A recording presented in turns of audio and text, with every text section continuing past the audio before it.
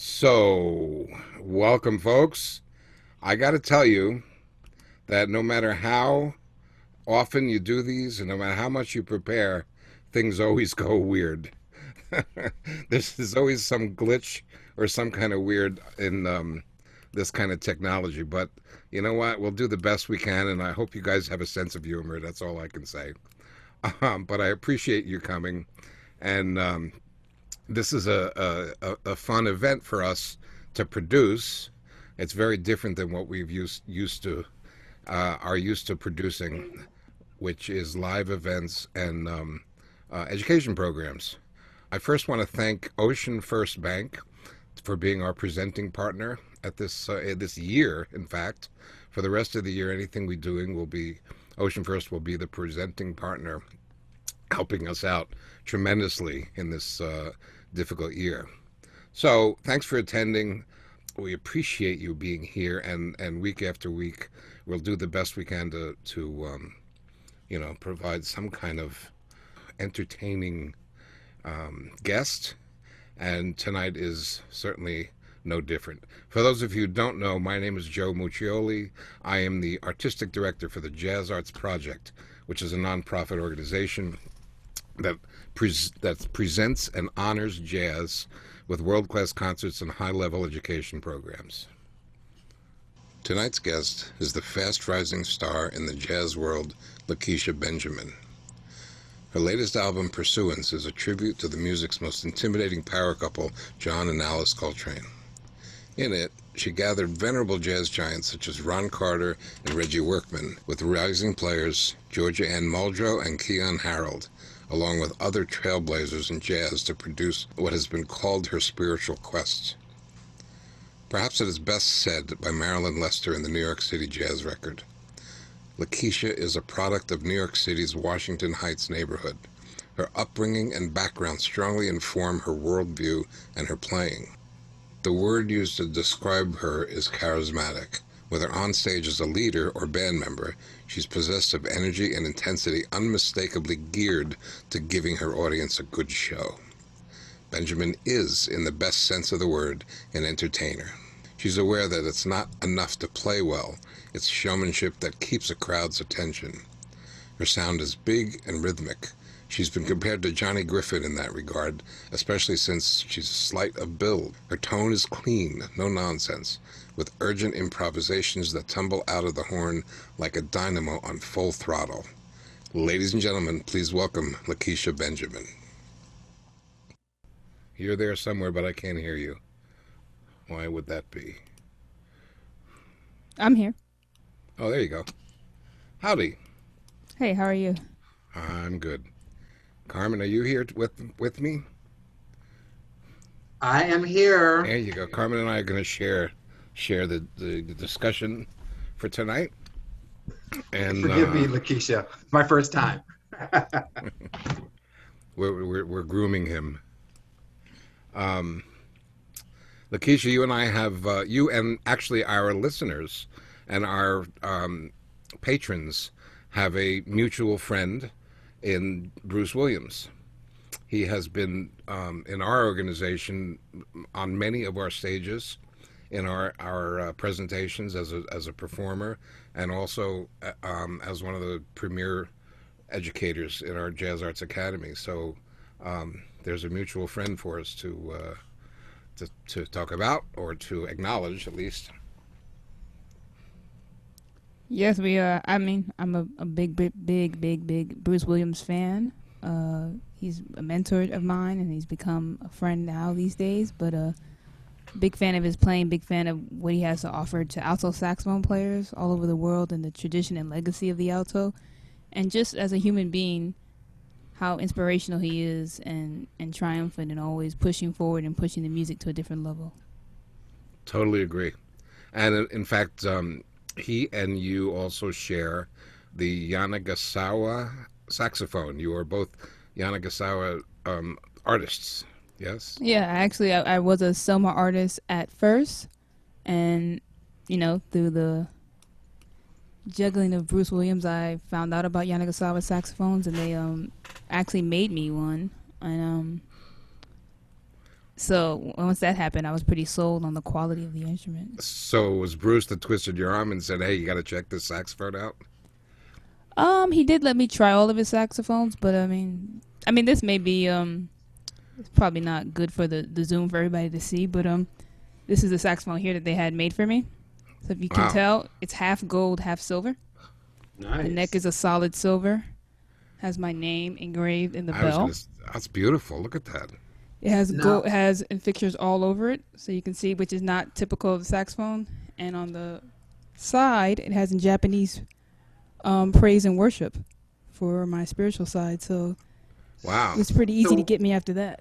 so when they make it for you, is that something? Did you play a part in the design? How did that come about? I did. I asked for a certain amount of the designs that are on it. I asked for those designs, the type of brass, the type of resonators in the saxophone. I asked for the different type of neck pieces. I asked for everything. I asked for just as far as I could go to see what would come back. Hmm. And they didn't seem like it was a problem, but there was language barriers, so I didn't know what was going to happen. And then in a month later, sax from Japan was at my door, But and I opened is it that up, like a and I was gift? Is that like a special honor thing, or what? I don't know if they see it as a gift, but if you're an endorsed artist by them, technically it is a promotion for them, I guess. But That's to nice. me, I considered it a gift for somebody to put that much thought. Most time when you're a part of a company, they don't really put that much thought into the work they do for you. Hmm. They just kind of give you a stock instrument. So the fact that this was so custom made just for me, I took that to be a big honor. That's And fantastic. do you enjoy playing it? How often do you play it? What's your relationship with it? It's my main sax now. Really? Yeah, of Nice. course. Nice. With saxophones, to me, you don't need to take a saxophone for an endorsement because once you buy it, you're playing it the whole time. It's your main Right. sax. So what's the Mhm. point of being endorsed by something you're never going to use? Excellent. Excellent. It's beautiful. Do you? I know that you have recently, um, well, sort of recently, released an album. Do you want to talk about that a little bit? Yeah, my album is probably just as old as the pandemic, if you want to call it that. They have the same amount of years and legwork on them. I started the pre-release for the album February 21st, and at that time I was on tour in Poland with the band, doing the pre-release shows, and we were headed to Blue Note Milan and all these places. And the actual release for the album was supposed to be March 27th. So on March 11th, we did the CD release party early because I had tour dates in Europe at the end for the release. And by the 12th, New York was locked down. So me and my album have grown together within this quarantine. Hmm. I don't know if And that's you, what you mean by that relationship they have. of course, you never got to the European release, I guess. Oh no, I got kicked out of Europe. We were in Poland playing at Lodo's Jazz Festival, and we had word that Corona had come to the airport there, but the airport was 2 hours away, so nobody was thinking about it. And we were scheduled to go play in Blue Note Milan, and that was the day before during Fashion Week. They shut down Milan because of the virus, so we weren't allowed to Wow. go. We were allowed to go. We could at the point we could still fly there, but I made an executive decision. Let's wait a day and see what happens. And when I woke up, they were locked down. So then we waited in Poland to do another show for a week, and flew back to America, and it was here waiting for us. Wow. Wow. And here we are still. Yeah. I'm gonna put the link into the chat window so everybody can see. There's a link to Lakecia's music, including that, or is it just this album at this link? I'm not sure. Um, Under my name everywhere is this funny, but if you go to that link, if you go to iTunes, you're going to see more CDs by me and stuff. But since I'm pushing this product, that will be the first thing you see. Mm-hmm. So there's a link in there for Lakecia's music. I can talk more about what the actual album's about besides COVID, if that helps. I think Yeah, that please. definitely. I was going to Okay. say this is a labor of love. I mean, the thought and energy and time you put into this is amazing. And I just want to share. You had mentioned we were talking a little bit earlier before the show started but you had performed. I saw you perform. As some people know, I worked at WBGO, and I saw you do a performance at Monday night at Dizzy's in 2018, and you had dedicated that evening's music to Coltrane. And so, if you could tell us a little bit about your relationship to Coltrane and this album, it'd be great. Yeah, Rhonda Hamilton night. What happened? If long story short, of course, I had actually that year released my second album, Rise Up, in March, and we were pushing the product and looking for gigs all over, and we had talked to Dizzy's about doing a gig there, and they actually were, maybe this music is not the best music for our venue. Do you have any other ideas? So of course I always had a Coltrane love, so I thought, okay, let's do some Coltrane music. It'd be nice for me to span out.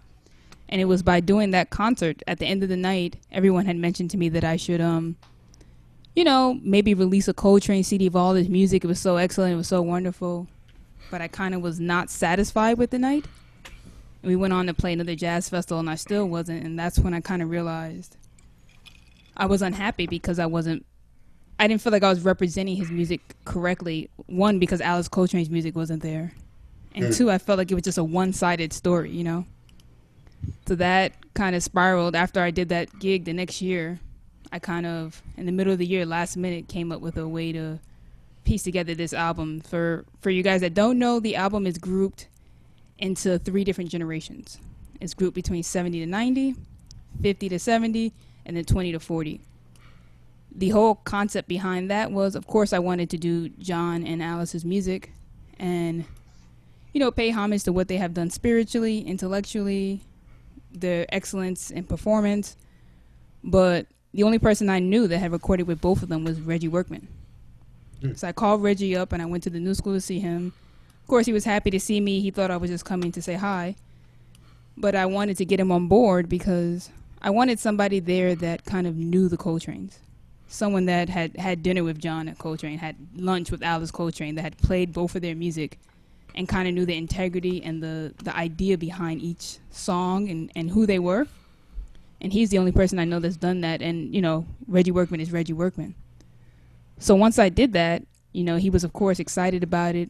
And then he mentioned to me that he had won the NEA Jazz Master Award. And I was like, wow, in 82 years, you're finally getting an award. And he said, yeah, and I got tenure at the New School this year. I said, wow. So 30 years, I said, man, it's going to be a long time before I get an award. And he told me, get in line. And that's when I realized that there were a lot of people in Reggie Workman's generation that had played with not only John Coltrane or Alice Coltrane, but Miles Davis and so many legends. And how cool would it be to get those people? So that's when I started reaching out to some of these legends that I didn't know and trying to, convince them to be a part of the project. And in each one that I got, they started mentioning people in a younger generation that they mentored. Like someone was like, oh yeah, Greg Osby used to study with me. And then I was like, how cool is that? I didn't study with Greg Osby, but I grew up admiring him and listening to him. So that's when I started to see we were all connected. And that's basically how I pieced everything together. So 2 questions. One, if you can tell people a little bit about the relationship between John and Alice Coltrane, because I don't know, I know Alice Coltrane is known, but I know John Coltrane is probably much wider known than Alice. If you could speak a little bit about their relationship and how they came together. Their actual relationship is pretty short if you think about the history of them together. I think it's 4 or 5 years that the John and Alice Coltrane marriage lasted. And what people forget is even their first meeting, Alice Coltrane was playing with a guy named Terry Gibbs. So Alice Coltrane was already playing gigs, working with people she had studied with, Bud Powell. She had formed this whole career. A lot of it, if you can find those clips online, some of it's some pretty hardcore bebop, so her skill level was pretty high up, and John Coltrane was playing after Terry Gibbs. So I wasn't there, but the legend is on that gig they met, and that's where it formed. But for me, when I hear their music, it's almost like it's like the yin and yang of each other. Because I came into Alice Coltrane's music before John Coltrane's, I was already seeing where she finally left off. When I finally went back to listen to John Coltrane music, I started chronologically because I didn't know anything about him. So I started from the beginning and went to the end. So by the time I got to the end of John Coltrane's life, and then connected that with what I already knew about Alice Coltrane. It almost seemed like two people walking parallel to me on the Mm-hmm. same, going the same direction, but taking different roads. Mm-hmm. So I could see easily how, they would want to mingle more than their music life. And how many you reached out to all these artists, legendary artists as well as current artists. Now, were you without management? Because I read somewhere that you guys, when you recorded in the studio, was quite a blast, and you guys were kind of without. You said without management, which you said made it a lot more fun. So, if you could tell us a little bit about the recording process. I didn't say that. I said there was no management to help me organize anything. Oh, to help you organize it. So I don't know if that was necessarily more fun because, like now there is I think a sufficient team around me Mm-hmm. helping to move things along, but I didn't realize how difficult it is to gather, let's say 40 people in one room at one time. And, just because they say they're going to be there at noon doesn't mean they will be. Or maybe they forgot, or maybe because they're in an older generation, they don't remember today's the day that we're recording. Oh, So there were several things that as they came along I didn't understand. But so there was a time I remember once I was in the studio booth, I was recording something. I took my solo, and during the piano solo I was texting Greg Osby, "Are you outside?" He's like, "Yeah," and I had to text somebody else, let him in. And by the time I came back, I was like, damn, where are we? Where's the form? To try to get all those things together at once, because there was no one. And there was no one in the band that took that initiative, like, "Oh, Lakecia, I'll help out." Everyone was just kind of like, "Woohoo, party." Welcome to the producer's world. That's, you learn quick when you have to produce your own albums and your own projects, right? You learn all the little details that can go wrong, will go wrong. Oh, no, I agree. My first two I did produce myself too. All of my projects, I should say, I funded them myself and I produced them myself. But including this one? Including this one. But like I said, in this one, I think the difference is I had never done something so giant. Like in the other project, I could gather my friends and say, "Hey, let's hang out. Let's go to this little studio, record. We'll have fun." For somebody like a Ron Carter, the standards have to be higher for even the studio we're in. We may be recording and somebody's like, "I need pink tea, I need green tea, I need red grapes." It was like so much things because of the standard of who they are, and I wanted to make sure that I was accommodating to people that were used to such a high level that I wasn't aware. So I want to ask, do we have a clip or anything of some music we can feature? Because I have to say, I have listened to the album, and I've listened to some of your previous music as well. But I will say, in addition to the evening that I saw you at at Monday night at Dizzy's, I think the album is amazing. I find it completely inspiring. I'm actually awestruck at the quality of the music. Is just it's moving, and I think to take on someone like Coltrane, who's a genius and a phenomenon, both of them in their own right, it's an incredible piece of work. And so I just think you've done a great job, and I would love if we could feature a little piece of music from the album. I'm gonna send you when you guys a link actually from a track from the album, so maybe that will help instead of playing a live performance. Yeah, that might be better. Melissa, when you get this, you can just share sound only. It's already sent. Okay, got it. So this is the first track of the album. I mean, all the songs have their own vibe, but this is the one with Gary Bartz. Gary Bartz, yeah. Yeah, if you have any suggestions of what you want, like from the album to hear, I could definitely find the link really quickly. Okay, I'll have one request later. Okay, cool.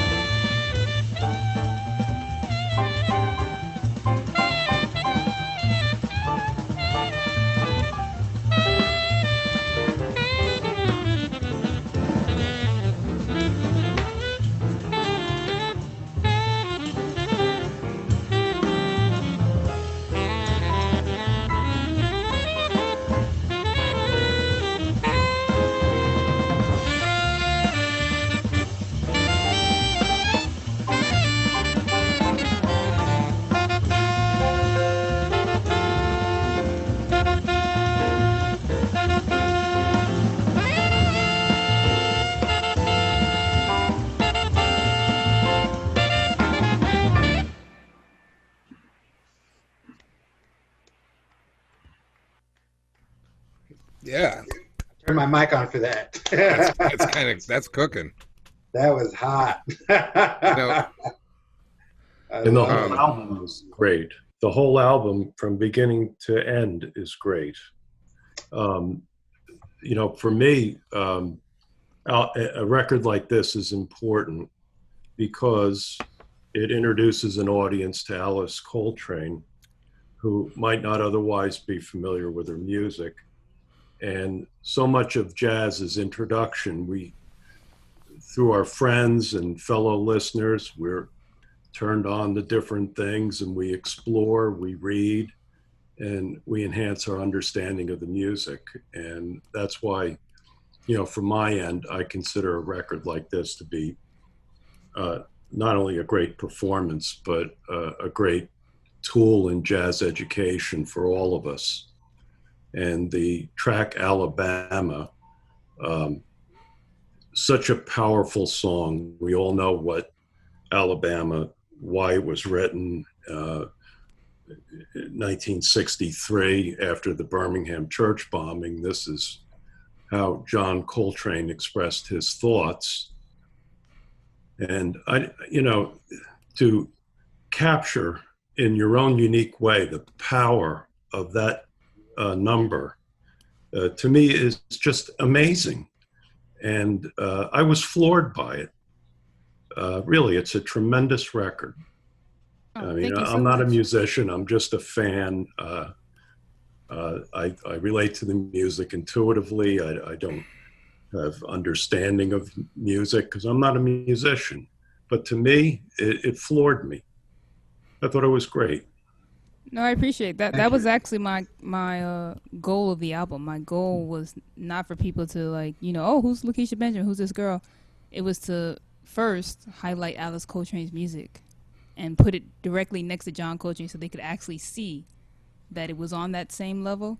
And then after that, to highlight, like I said, all of the living legends that were on the CD, the ones that are legends and about to be, so that maybe like if when they see Gary Bartz as a guest, they'll Google Gary Bartz and then they'll see all of his discography of how much work and how much he's done for the music and just for humanity. So appreciate you getting that message. Oh, So, you're welcome. that's Thank you. fantastic. Thank you, John. thank you. You know, Lakeisha, you know, my ears perked up when you started talking about when you included, excuse me, Ron Carter in that endeavor. It's fantastic. He was an old friend of mine. I worked with a long time ago, I guess, with him as a composer, as a matter of fact. So that really impressed me that you got Ron Carter to to come in to show up to your recording session. That's fantastic. I can give you a tiny bit of insight. Ron Carter was the first jazz musician I ever met. So I was in fifth grade. I had just started saxophone, and my band director is currently Ron Carter's bass handler. And Aha. he came in to give a Ron Carter Jazz Award for the most promising students. He was going to give two out, and I discovered later they had $50 in the envelope. And he picked two other musicians that weren't me, and I got some kind of honorable mention award. So they called me up to the stage. You all hold up your awards. And after I held up my award, I kind of like tugged him on the leg. And I was like, hey, sir, why didn't you give me the $50 award? I don't want the free award. And he was like, these young men have been playing longer than you, so I think they'll go further. And I was like, I'm Whoa. going to remember that and get my $50, sir. And he kind of laughed at me. But since then, he's always emailed my old band director my article clippings in the papers. Oh, look, she's doing something. So I joked with That's- him so on the CD, like, oh, when I gave him his check, I said I took $50 out of that for my childhood, and he didn't laugh at all. He really seemed very that's upset. that's perfect. He seemed really upset. That's perfect. Lakeisha, how long you said this happened in fifth grade? So how long have you been playing, and what uh, drew you to jazz music? Because you said that I think you heard music a lot in your family, but there are no musicians in your family. If I'm correct. I mean, I heard a lot of music in my household because there was a lot of different generations in my house. So, jazz being in its roots in Black American music, I definitely heard a lot of music. But I grew up in a Dominican neighborhood, so at the time I was playing with a band called La Banda Gorda. I don't know if anybody remembers them. Probably not. but I do. El Beeper. But I was playing that music a lot. So at the time in New York, they made a law this random year that all the kids had to go to their zoned high school. So you could no longer apply and pick different places. Wherever your neighborhood was is where you were going to go. So my zone high school was George Washington. And my mom let me know that it was, pretty rowdy over there. And she's like, you're the kind of kid that'll get picked on. So I immediately thought of an escape plan. And some of my friends in after school were going to LaGuardia High School. So I asked them, could I go to their school? How'd they get there? And they said, there's an exception if you make it to one of the specialized schools. So I applied for the academic specialized schools and the music schools. And, they gave me music to learn and whatever. And when I got to that music audition, Bob Stewart auditioned me. Oh, yeah. And he was kind of joked around that, I don't think you know anything about jazz. You're playing all these jazz songs kind of like it's like a cumbia. I said, yeah. You gotta let me in. You gotta let me into school. I can read anything. He gave me all this music, and he said, I see a lot of promise in you. But if I let you in here, I would want you to be in the jazz band. Can you have a pen? Can you write down these names? I want you to learn. I want you over the summer to listen to these guys and learn their music. Because when you come into school, I'm gonna put you in the senior jazz band. So for me, I was very encouraged to not go to George Washington High School. So I went immediately to Tower Records and started figuring out how to get these CDs. Who were the artists that he listed for you? Duke Ellington, Charles Number one. Mingus, Yep. Art Ensemble of Chicago, Brass Fantasy. Those are the ones I can remember. But Yeah. it was that year that I started school that, I made my own wish list. Mm-hmm. And once I got those CDs, they really, I got the Duke Ellington CD I had Clark Terry on it. Yeah. So I would go into the liner notes and look at who was playing, and if I liked who was playing, then I would go look at their CD. So just in the Blue Note label itself, Mm-hmm. if you got one Art Blakey CD, you got like 20 jazz legends. Yeah. So once I started with, Lee Morgan and that Wayne Shorter group, Hank Mobley, Lou Donaldson, it became a whole, like the Blue Note was like my family of musicians for a while, minus, I had a really serious Charles Mingus fascination. I can tell you it's really refreshing to see someone like yourself who really started listening to the classics, to the greats, right? From that era, and really entrenched yourself in that music. But you've now taken it beyond to your own heights, to Coltrane and beyond, to what you're doing with your personal music as well. So that's actually refreshing, because it's not a question of getting stuck in, a one style of music. You're staying with the times and pushing ahead, which is impressive to me. Hey Joe, I just want to say something real quick. I'm not sure. I'm looking into this chat. Somebody named Zach has asked about the recording, but since we're talking about high school, Marcus Gilmore was in high school with me at this time while this is all happening. We went to high school together at Music and Art. That's what the old folks used to call it, but it's LaGuardia Performing Arts High School now. But so he was there to witness that, and he's one of the primary reasons why I asked him to play, is because the requirements for the legendary musicians were that you just have lived your life and be a legend. For the people 20 through 40, the concept was that you had to be a band leader, you had to be innovative, you had to be respectful of the tradition and always giving back to the legends, but still changing and pushing the music forward. So if you weren't a band leader and you weren't moving the music in that direction, I didn't call you. And I called Marcus because of his work with Robbie Coltrane, his love for Alice Coltrane is mine. And, he comes from a lineage, when we talk about intergenerational with Roy Haynes, that, the reason I got even understood when Elvin wasn't playing who Roy Haynes was is because of Marcus. He was the one that turned me on to, like, hey, this is my grandfather playing. It was the talk of the whole school, So we have a question from Bill Shearer. He asks, is any of the music of either the Coltrane's written down, or is it mostly improvisation? Reggie Workman actually teaches a class at the New School called the Coltrane Ensemble, and that's, of course, dedicated to John Coltrane. So he has a lot of the music written down then. But in terms of for this project, most of it, I actually sat with the recordings if I didn't know them already and wrote them out for my band members. And even before I made arrangements of it, I sat with Reggie and we went through these chord changes, because a lot of times the real book is wrong or whatever. I wanted to see, especially when it came to Alice Coltrane, because it's debatable if it was written down what she's playing or if that's a spur of the moment kind of thing, like on Affinity. Is that the melody or is that just like a really crazy solo? So after I dealt with the integrity stuff of it, a lot of it for the band, I wrote it down for them. But some of it, I only wrote them clips, and I kind of pushed them to more of like not a Bush Morris kind of concept, but a more Mingus kind of like, we have to internalize this music.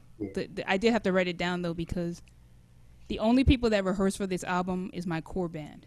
None of the guests knew what they were playing or the arrangements before they came in. So when they came in, that's when I told them this is how it go. So how long was your recording session? How many days? It was on August 21st and 22nd, 2019, 2 12-hour days. 2 12-hour days. Yeah. And did when you record in the studio, you record together, playing it together at the same time?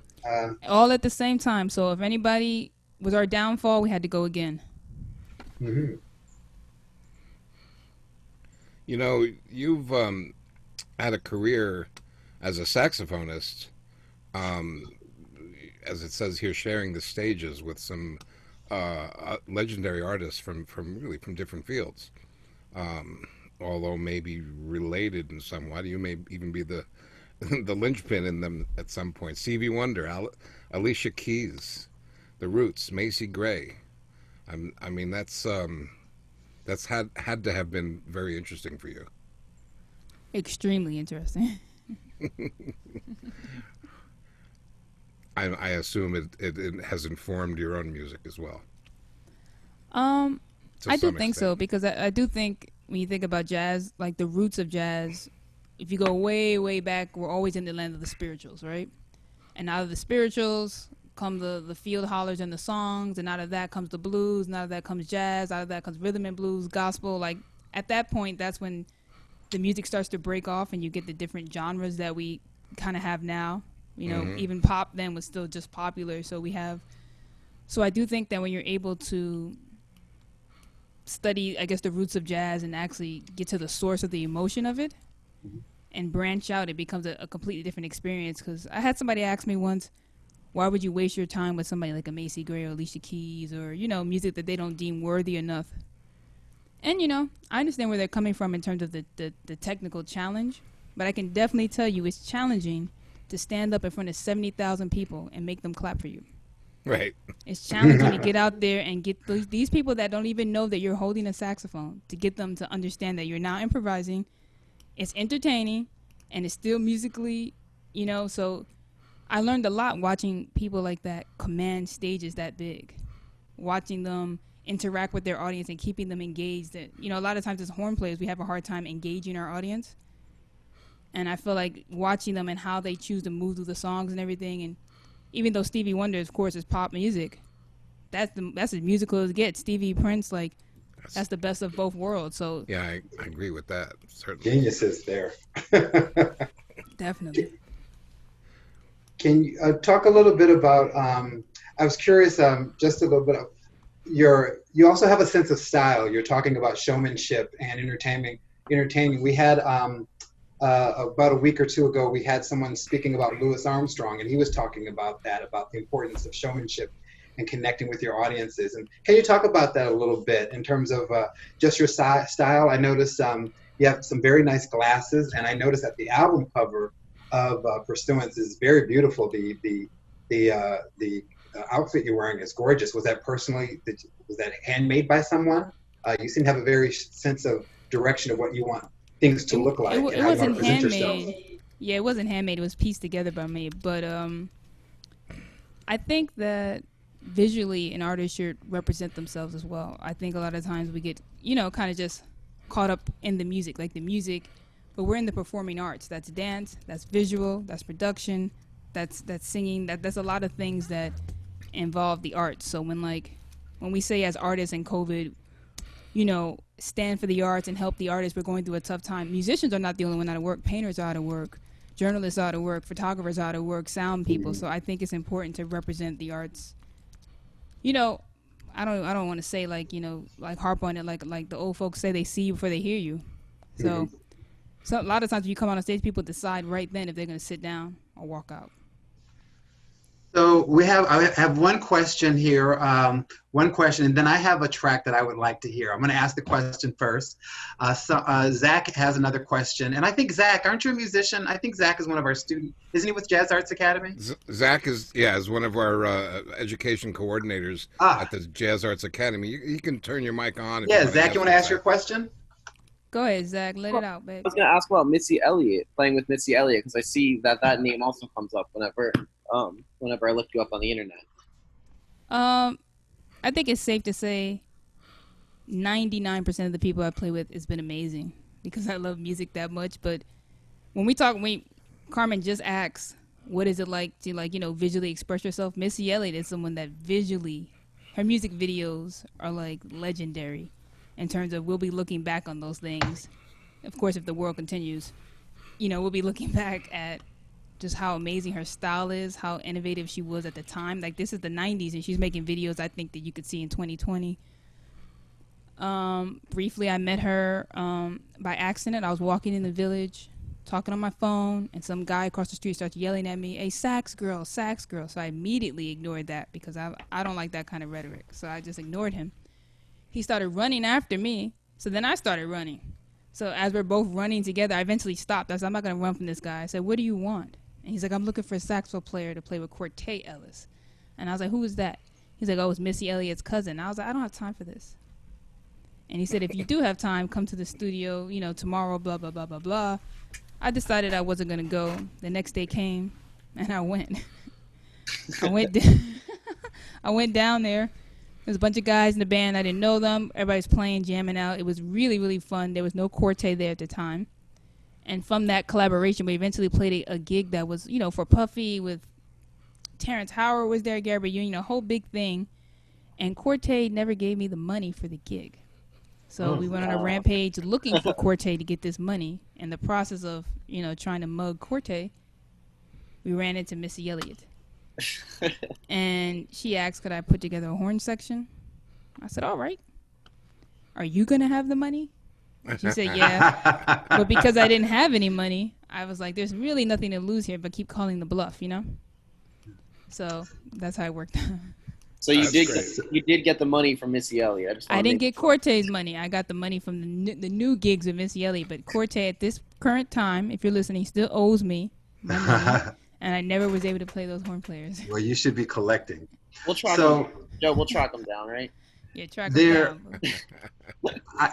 I have to say that it is so hard to pick one song because I love them all.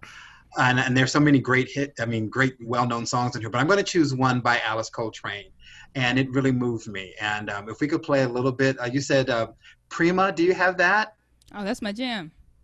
I love Prima. I was so moved by that one emotionally. And if we could maybe feature a little bit of that, that would be wonderful. Yeah, we only have a few minutes left, so let's make it a short clip of that.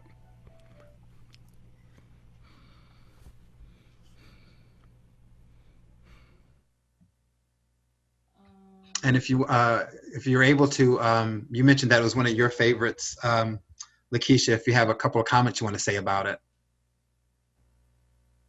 The Alice Coltrane in general music is my favorite on the album because if I'm just going to be honest about it, it's the most refreshing. When I was doing the John Coltrane music, not that it's not the most exciting music. I picked every song based on because it was hard because their repertoire is so vast. The songs that the first day I heard it, I loved it. But the Coltrane music, because he's playing saxophone and because it's such a, Johnny Steps is a legendary solo, his sound is like haunting you in your head. Every time you play a John Coltrane song, the ghost of him is in your back of your mind playing the song with you. And it's hard to break free of it. The way that Alice Coltrane's music is the boundaries aren't there. Some of the tracks don't even have drums. I actually went to visit Alice Coltrane in her ashram. The way that they would chant and just kind of drone this music to keep, pushing and driving the music, to me, let me, just from what I saw of her and what I know about her, it gave me a kind of liberating feeling. So with her music, I tried to be careful not to, go too far because like I said, genre-wise, I'm pretty vast. I tried not to put 808s on her, Yeah. but I was able to really repeat the melody and kind of get deeper into prayer with it. Versus with the John music, I was like playing for my life. So before you play the clip, Melissa, do you have that clip? Yeah, I found it. Okay. All right. Before you play it, I just want to let everybody know that I am reposting the link to Lakecia's music in the chat room in case you're interested for any purchases. So there you go. All right. So, Melissa, we can go ahead and feature "Little Prima" by Alice Coltrane via Lakecia Benjamin.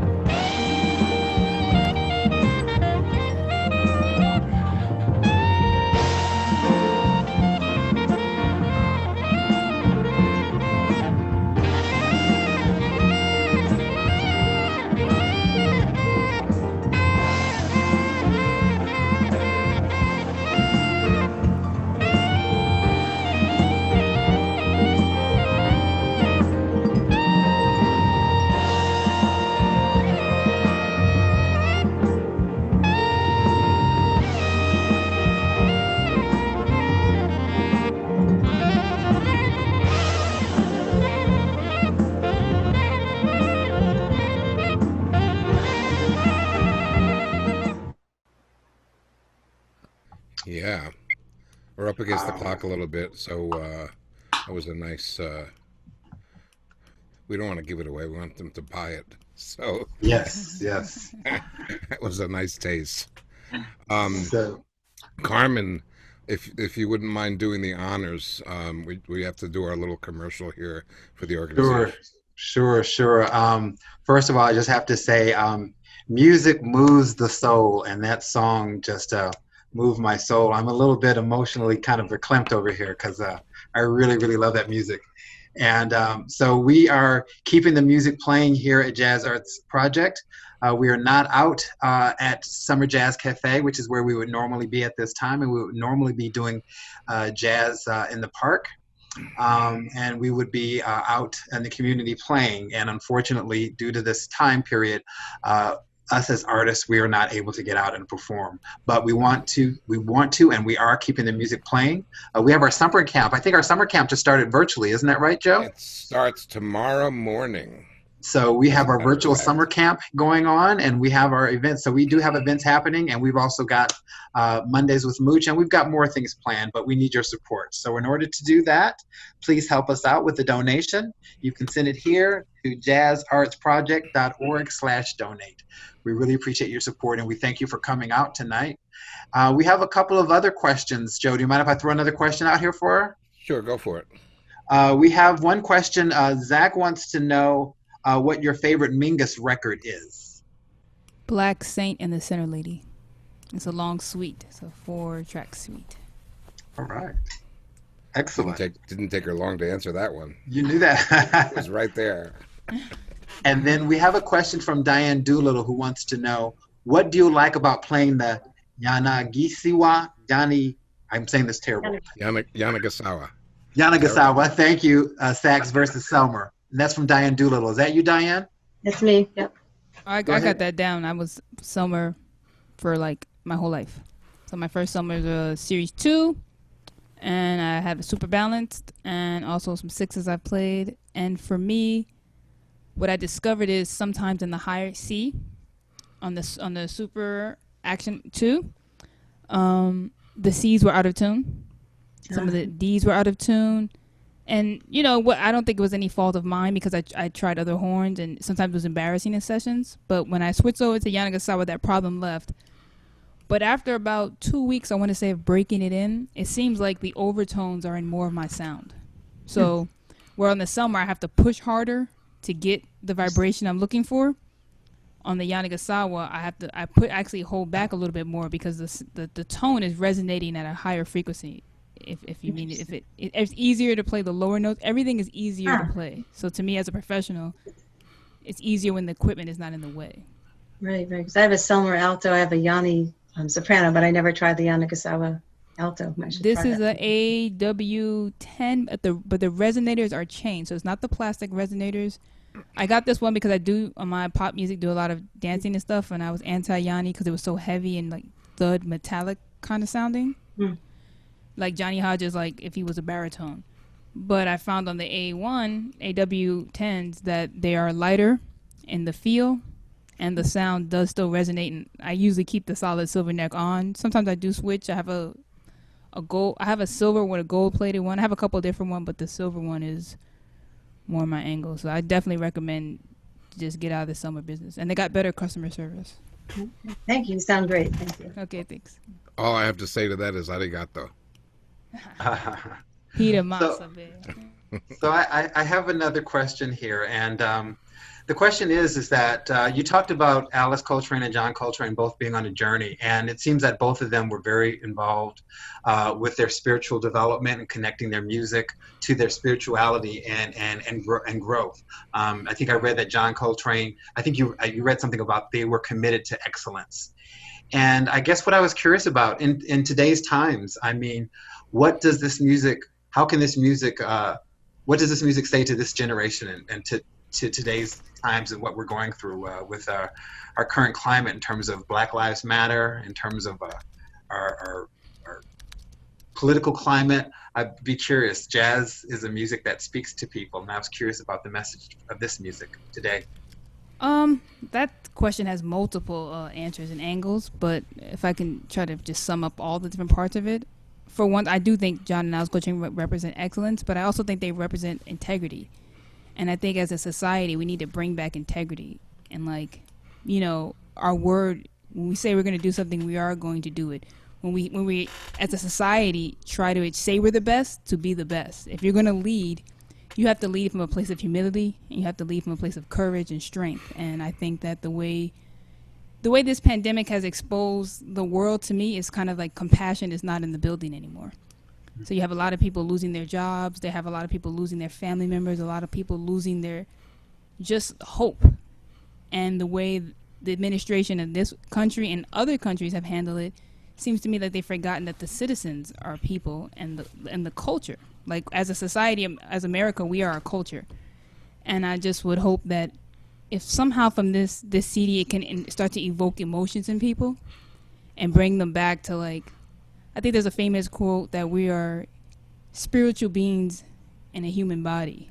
So it's like if we can get back to the fact that we are all people and that we're all equal and we all love each other. And there's so many people of different races and nationalities that I've met on my journey on the stage and in my life that have helped me. I haven't gotten where I gotten at all by myself. And to think if you would pull anybody out of there based on race or age or class or anything, it just seems like such barriers. If you could remove all those things, think of how much joy would be in the world if a child grew up today knowing that none of that matters. I can actually be whatever I want to be and influence the world however God has meant for me. I mean, you might have somebody like way more, that's bigger than a Nelson Mandela or a Gandhi or anything. You may have like the ultimate being, and I feel like if we could just get back to that place, I know it's like super, like euphoric, and like the ideology of it is like, oh my God, that's a perfect world. Of course, we're not going to get that, but if we can just get some compassion, I mean, we got the teachers, they're throwing the teachers back in the schools. I mean, come on, if we could just, keep the ones precious to us that are teaching the babies, that would help. Very well said. Thank you. That's very well said. Thank you for those thoughts. That's all for us to go home and think about, for sure. I can assure you that when we get back on track and we start producing some festivals and concerts here and there, I'll be calling you to maybe come appear at one of them. So take a look out for that, and I hope it's sooner rather than later, certainly. But meanwhile, we can enjoy your music, your recorded music, as it were. So yeah, I'll put my social media handles in the chat because I'm always like posting little videos of me playing songs. Oh yeah, and let's do that. Let's do that for sure. So folks, thank you. Next week we have guitarist Dave Stryker as our guest. He was my teacher. Is that right? At summer camp, yeah. How about that? You know everybody, Lakecia. The musicians and jazz specifically, it becomes a very small world. You can travel around all over the world, and find camaraderie and friends wherever you go through this music, certainly, and that's musicians will tell you that. So there is some Facebook links and Instagram and Twitter, and there you go. Anyone who would like to connect with Lakecia, please, that's away. And we put up the link earlier about the where to find her music. There it is, a few chats above. And as usual, folks, we're going to wrap this up for time constraints, and we will officially end the presentation. And as usual, we'll have a after gig hang for anyone who wants to hang out a little bit and chat a little bit more. You're welcome to. We usually end up for another 20 minutes or so when we all kind of wind down and re-pour our drink, maybe. So, Lakecia, thanks so much. It was wonderful hearing your music and hearing about your your travels and your journey. Thanks for having me. I know it's so silent. Huh? Zoom world is such a silent world. Yeah. Well, you gotta keep turning your mic on and off. It's so different. It's so different. Listen, when I edit the video, I'll add all this applause so it sounds like it's it's alive. We have a great comment from Sharon McCarthy who says, "Thank you for your delightful music and thoughts. I think Alice is looking down with her warm soul eyes and sending you many smiles." So that's from Sharon McCarthy. That means a lot to me. I definitely would hope that. There you go. Well, that's fantastic. So thanks so much, everyone. And everyone, please be safe. And soon enough, we'll see each other in person. I promise it will happen. Lakecia, thanks so much. Okay, do I just exit the meeting? Yeah, sure. If you'd like to exit, that's cool. But thanks, really. Thanks a lot. Thank you. All right, everybody.